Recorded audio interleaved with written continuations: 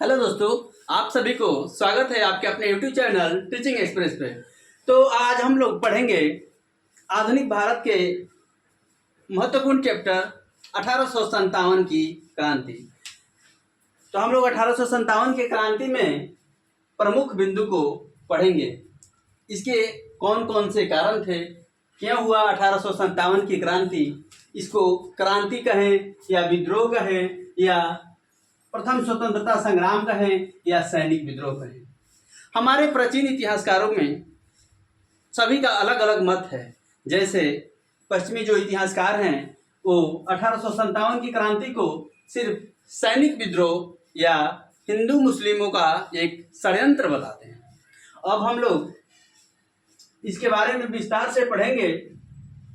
उसके पहले हम जानेंगे इनके प्रमुख तथ्य जो हमारे एग्जाम में बहुत ही महत्वपूर्ण हो जाते हैं और पिछले एग्जाम में बहुत बार आए हैं और आगे के एग्जामों में भी आने की संभावनाएं बनी रहती है। तो हम लोग सबसे पहले पढ़ेंगे कि जब हमारे यहाँ 1857 की क्रांति हो रही थी तो उस समय ब्रिटेन का प्रधानमंत्री कौन था? तो उनका नाम था लॉर्ड पामस्टन। क्या था? ब्रिटेन के प्रधानमंत्री कौन थे? Lord Palmerston. तो हम उसके बाद क्या है? भारत का गवर्नर जनरल उस समय कौन थे? तो लॉर्ड कैनिंग जो थे उस समय हमारे यहाँ शासन कर रहे थे। गवर्नर जनरल के बारे में हम लोगों ने पढ़ा। अब हम लोग पढ़ेंगे कि मुगल सम्राट कौन थे। मुगल सम्राट, उनका नाम था बहादुर शाह द्वितीय या बहादुर शाह जफर। अब है विद्रोह को दबाने के लिए सेनापति। विद्रोह को दबाने वाले प्रमुख सेनापति कौन थे? उनका नाम था कैंपबेल। जब विद्रोह हुआ तो विद्रोह का प्रतीक क्या था भाई? तो विद्रोह का प्रतीक था हमारा कमल और रोटी। अब हम लोग पढ़ेंगे कि इनके किन किन कारणों से ये 1857 की क्रांति हुई। तो इसके विभिन्न कारण थे। जैसे पहला कारण है राजनीतिक कारण क्या है कि इसमें लोग नाराज थे डलहौजी के हड़प नीति से और व्यक्तिगत नीति से। डलहौजी ने अपने हड़प नीति के तहत अवध, संभलपुर, सतारा को ब्रिटिश शासन में मिला लिया था, जिससे वहाँ के क्षेत्र के सभी लोग नाराज थे। अवध के नवाब वाजिद अली शाह पर कुशासन के आरोप लगाकर डलहौजी ने उसे ब्रिटिश क्षेत्र के अंतर्गत मिला लिया था। ये हो गए राजनीतिक कारण। और आर्थिक कारण अब हम लोग पढ़ेंगे। आर्थिक कारण में है कि उन्होंने करों में वृद्धि कर दी। जहाँ जिस क्षेत्र में अकाल पड़े हुए थे उन्होंने उस क्षेत्र को में भी करों में वृद्धि की। करों में वृद्धि के कारण कृषि उद्योग पूरी तरह से समाप्त हो गए या चौपट हो गए। और उसके बाद है सामाजिक और धार्मिक कारण।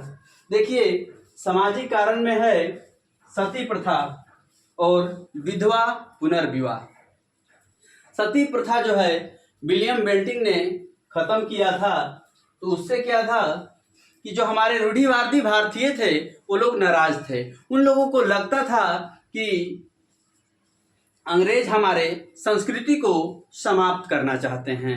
इससे उनकी नाराजगी थी। और ये हो गए सामाजिक कारण। अब हम लोग पढ़ेंगे धार्मिक कारण। धार्मिक कारण में क्या है कि 1813 के चार्टर एक्ट के तहत ईसाई मिशनरी जो था भारत में आए और ईसाई मिशनरियों का कहना था कि हम पूरे भारत को ईसाई धर्म में तब्दील कर देंगे, जिससे ये हो गया हमारा धार्मिक कारण। अब आगे हम पढ़ेंगे सैनिक कारण।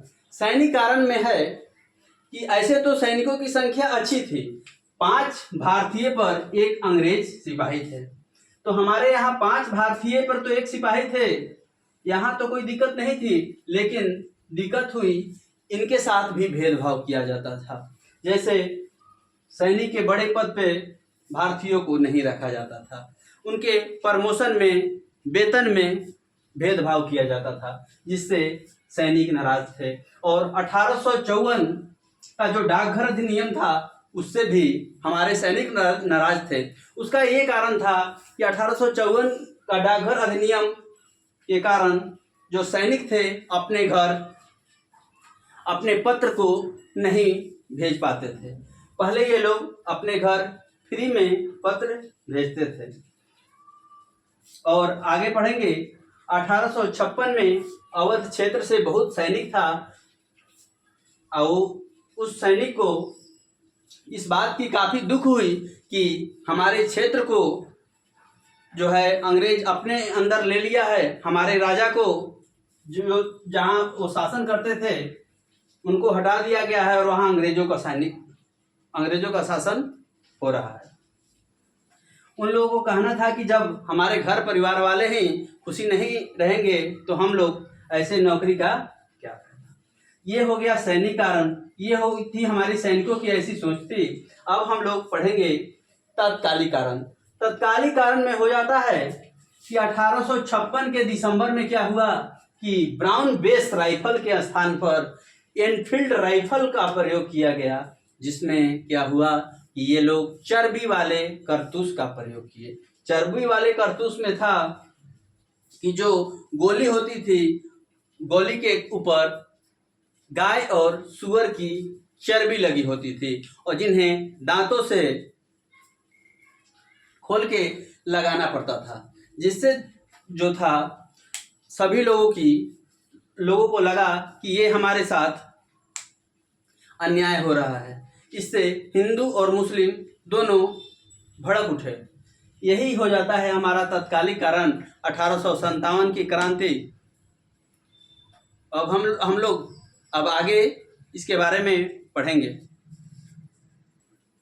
हाँ तो दोस्तों, अभी हम लोग इसके प्रमुख बिंदु को पढ़े हैं और हम आगे के वीडियो में इसके बारे में पढ़ेंगे और आप लोगों को बताना है कि हमारा ये जो आपको समझाने का या बताने का तरीका है आपको कैसा लगा।